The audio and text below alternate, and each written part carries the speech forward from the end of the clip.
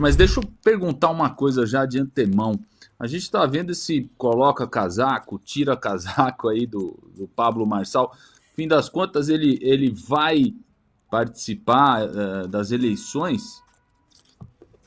Então, Emilinho, é importante a gente dizer que ele está participando das eleições. Hoje ele tem ali o seu registro de candidatura ativo no Tribunal Superior Eleitoral. Inclusive, a gente nota aí o quê? Dois pesos e duas medidas. Se a gente retornar lá para 2018 e verificar ali que naquela época, naquela ocasião das eleições de 2018, o Lula também estava inelegível, estava preso inclusive, e mesmo assim concorreu praticando todos os atos partidários, realizando ali todos os atos eleitorais, gastando inclusive o fundo eleitoral até o dia 31 de agosto daquele ano de 2018. Somente aí então é que o Haddad foi ali substituir o Lula e então concorrer ali às eleições que consequentemente aconteceu ali do nosso querido presidente Jair Bolsonaro ser eleito. Então hoje a gente tem o Pablo Marçal na mesma situação, uma condenação de inelegibilidade não transitada em julgado, tanto é que o sistema só permitiu o registro da candidatura dele justamente por conta disso. E aí a gente tem, infelizmente, ali uma decisão posterior de uma ministra do Tribunal Superior Eleitoral declarando o quê? Impedindo, na verdade, ele de praticar os seus atos eleitorais durante esse período de campanha, mesmo não estando inelegível, uma vez que a sua sentença de inelegibilidade não transitou em julgado. Então, o status do Pablo hoje é o mesmo status do Lula em agosto de 2018, porém, não está sendo tratado com a devida atenção que foi tratado lá na época, e aí, infelizmente, a gente já sabe o porquê. Tudo bem, vou passar a palavra aqui ao Rodrigo Constantino para fazer mais uma pergunta. Doutor Tássio, boa noite. Alguém na audiência talvez não saiba exatamente os detalhes, então aproveitar a ocasião. Explica para a gente por que o Pablo Marçal, em primeiro lugar, foi considerado inelegível, ainda que não tenha transitado em julgado, e qual é a fraqueza desse argumento, o que a defesa apresenta para tentar reverter essa decisão. Muito bom, boa noite, Rodrigo, boa noite a todos. Rodrigo, é o seguinte, o fundamento legal dessa sentença de inelegibilidade, ela versa justamente sobre os campeonatos de corte que aconteceu em um período anterior à eleição de 2024. É importante a gente entender o quê? Uma cronologia acerca dessas ações de inelegibilidade.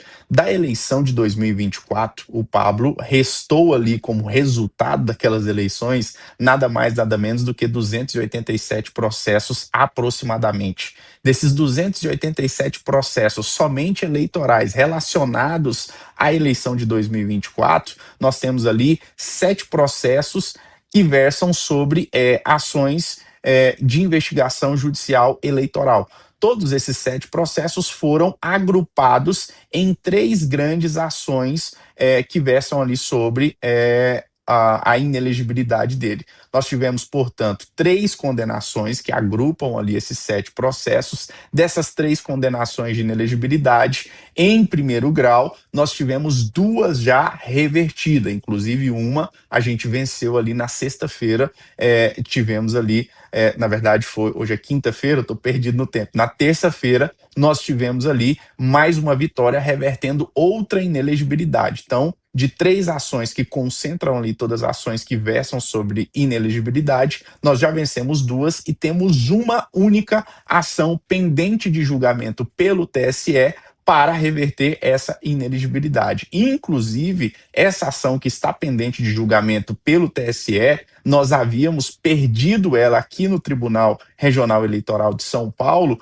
por 4-3, ou seja, 4 juízes votaram pela inelegibilidade e 3 juízes votaram pela anulação da sentença de primeiro grau que versava sobre a inelegibilidade do Marçal. Então nós vemos o quê? Fundamentos jurídicos o suficiente para que isso seja revertido, porque se não tivesse fundamento jurídico nenhum, a gente jamais teria conseguido ali aqueles 3 votos favoráveis à anulação dessa inelegibilidade. Então a gente confia, a gente acredita que o TSE, por ser um tribunal muito técnico, vai acompanhar ali o entendimento desses 3 desembargadores aqui do Tribunal Regional Eleitoral de São Paulo que entenderam ali pela anulação dessa inelegibilidade do Pablo. É importante a gente dizer que essa ação ela carece ali de vários fundamentos, como por exemplo a condenação principal ou o esteio da condenação versa sobre um campeonato de corte, versa sobre um print de grupo do Discord, porém as pessoas envolvidas não foram ouvidas, ou seja, a gente não teve ali nenhuma oitiva de testemunhas acerca desse caso, mesmo a gente pedindo por diversas vezes que essas pessoas envolvidas fossem ali ouvidas pelo tribunal. Então, a gente acredita muito que, com base nessa fragilidade de fundamentação dessa condenação, a gente vai conseguir obter essa reversão no Tribunal Superior Eleitoral.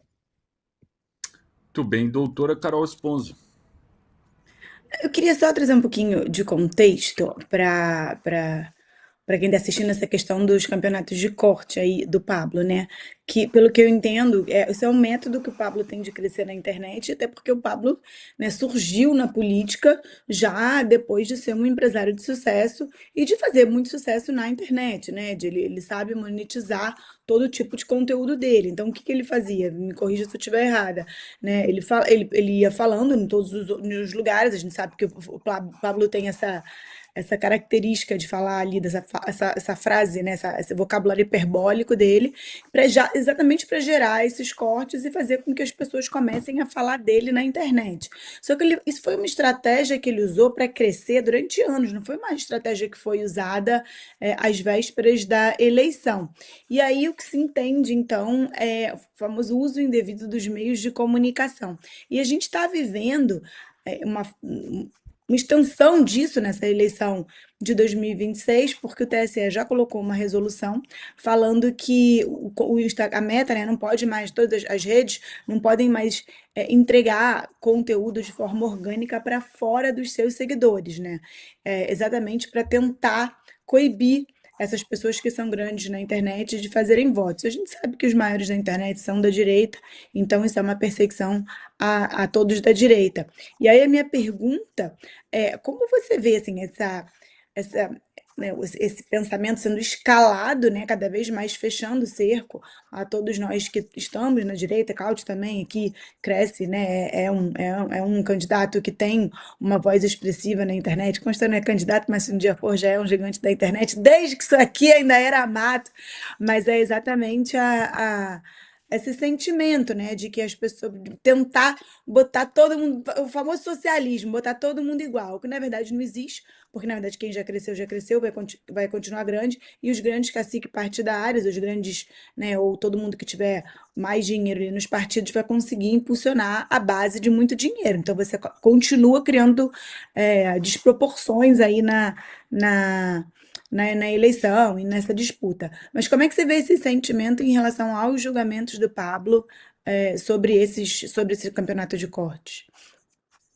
Excelente pergunta, e a sua colocação também ela é muito real, principalmente porque a gente teve ali uma edição da resolução que trata da comunicação eleitoral no final de 24 para 25, e essa resolução trouxe muito claro o quê? Não só a questão da entrega do conteúdo das redes sociais dos candidatos, mas trouxe também, inclusive, a vedação do quê? Do estabelecimento ou da remuneração no famoso campeonato de corte. Eles não colocaram a redação campeonato de corte, mas a redação ali da lei que trata especificamente disso, ela traz ali muito claro que essa vedação da utilização desse mecanismo de corte. E aí, se a gente for analisar o porquê que isso aconteceu, imagine só que a gente começou ali as eleições de 2024, a gente brinca muito que era o Pablo, um celular e um sonho, justamente porque a gente não tinha tempo de televisão, a gente não tinha fundo partidário, o Pablo resolveu por vontade própria não usar o dinheiro dele na campanha por conta do que a gente viveu em 2024, 2022, e às vezes, para quem não sabe, em 2022, mesmo usando o dinheiro do Pablo, da esposa dele e de um sócio como financiador da campanha dele de 2022, tanto para presidente quanto para deputada, a Polícia Federal bateu na porta da nossa casa mesmo a gente ter gasto R$ 1, 1 centavo do dinheiro público. Ou seja, por conta disso, em 2024, ele resolveu não colocar dinheiro do próprio bolso. E aí a gente vê justamente o quê? Uma tentativa de sufocamento daquelas pessoas que não têm ali uma estrutura partidária muito grande. Ou seja, a gente vê ali um impedimento por parte da máquina pública, do sistema como um todo, de querer asfixiar aquelas pessoas que querem realmente entrar para a política, principalmente as pessoas de bem. Eu estou com o Pablo desde a primeira reunião política que a gente fez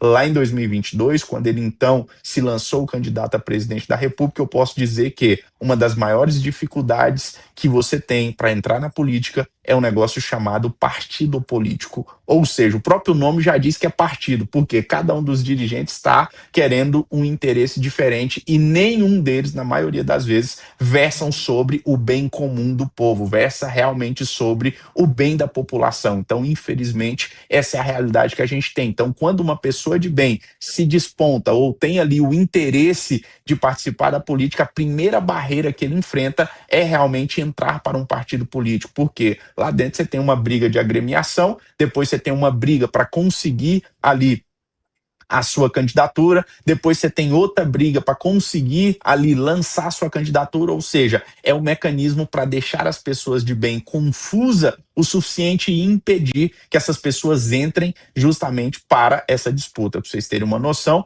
a gente em 2022 lançamos a candidatura do Pablo para presidente da República às 10 horas da manhã, foi a convenção, 19 horas, teve ali uma decisão do Superior Tribunal de Justiça determinando que aquela convenção era uma convenção inválida, que fosse retornada ali à comissão executiva do partido anterior àquela que validou o Pablo. E aí foi justamente por conta disso que o Pablo não conseguiu disputar a candidatura dele para presidente em 2022. Mudamos essa candidatura para deputado federal. Pablo foi eleito o 10º deputado mais bem votado do estado de São Paulo, com 243 mil votos. Mas por quê? Tirou uma cadeira do PT, a gente teve novamente mais uma decisão judicial impedindo que ele assumisse ali aquele cargo de deputado federal. Então, se isso não é uma perseguição contra uma pessoa que quer defender o povo, contra uma pessoa que quer defender os princípios familiares, que é uma pessoa que tem como único objetivo tirar, extirpar o PT do poder, infelizmente eu não sei o que é isso, mas essa é a grande verdade daquilo que nós vivemos. Se a pessoa tem o mínimo de potencial e o mínimo de ferramenta na mão, aquilo que ele tem de ferramenta o sistema tenta apagar, o sistema tenta asfixiar, e é justamente por isso que a política precisa de pessoas boas para conduzir aí os nossos quadros, para formar os nossos quadros políticos. Muito bem, passar a palavra aqui ao Carlos Cauti. Doutor, boa noite, é um prazer revê-lo. Doutor, assim como na época, o senhor bem lembrou, o Pablo teve muito poucos dias para fazer campanha eleitoral. Dessa vez também, caso esta decisão do Tribunal Superior Eleitoral permita a candidatura do Pablo 100%, ou seja, que não tenha mais nenhum empecilho jurídico, a campanha eleitoral já iniciou há quase 13 dias. Quase 8 dias, aliás, 8 dias já. Faltam menos de 40 dias para as eleições. É tempo suficiente para que o Pablo consiga se viabilizar do ponto de vista da imagem, na sua opinião? Qual é a estratégia que o Pablo vai usar, considerando também todos esses empecilhos adicionais que os tribunais foram inventando para evitar que ele possa utilizar a estratégia digital? Ou seja, o que vocês estão pensando para conseguir transmitir a mensagem do Pablo Marçal, caso a candidatura dele de fato seja permitida definitivamente? Muito boa sua pergunta. A gente vê, é claro, um mecanismo criado aí pelo sistema de impedir que ele tenha ali o quê? Que ele seja conhecido. Principalmente porque na internet ele já é muito conhecido. Aí quando vão lá e asfixiam o alcance da conta dele, você já tem uma redução desse alcance. quando vão lá e impedem que outras pessoas façam cortes dele, você tem uma segunda asfixia. E aí você tem uma terceira asfixia, que é justamente o quê? O fato de proibir ele de participar de um debate. Eu conheço o Pablo há mais de 6 anos, tem mais de 6 anos que eu advogo para ele, e eu posso dizer sem prepotência ou arrogância alguma, sem puxa-saquismo nenhum, que eu não conheço nenhum debatedor à altura dele, justamente porque a capacidade que ele tem de raciocínio lógico é uma capacidade muito grande. Então, impedir ou tolir o direito dele de participar de um debate é o golpe mais baixo que eles poderiam praticar e participar nessas eleições. É claro que, por uma questão de estratégia, eu não posso ali revelar qual vai ser o próximo artifício, a próxima artimanha dessas eleições, mas podem ter certeza que, se a gente conseguir ali uma decisão, eu acredito que temos fundamento de direito suficiente para conseguir a liberação dele, para fazer, para realizar atos de campanha, pode ter certeza que o Brasil inteiro vai comentar, vai falar sobre o nome de Pablo Marçal, porque é, no mínimo, injusto você não deixar um candidato pedir voto, você não deixar um candidato, filho político, registrado ali dentro do prazo legal, participar de uma eleição, pura e simplesmente porque o sistema tem medo dele. Aí você vê um impedido de participar do debate e você vê outro que simplesmente recebendo dinheiro público, um funcionário público que não se digna a participar dos debates para debater propostas, para apresentar plano de governo. Então, isso é de uma censura sem tamanho. Não tem como, não tem outra palavra para se classificar esse ato que estão fazendo com o Marçal, que não uma clara censura àquilo que nós estamos vivendo no dia de hoje. Que você tem um presidente da República que recebe um salário, que é um funcionário público, mas que tem o direito de se resguardar e não ir a um debate, a não apresentar proposta para o povo. E aí você tem uma outra pessoa que tem uma visão, que tem uma ideia, que tem resultados empresariais já consolidados, que quer mudar a realidade e a vida do brasileiro, que quer participar do debate, que quer apresentar suas ideias, mas tem esse seu direito tolhido pura e simplesmente por um medo do sistema.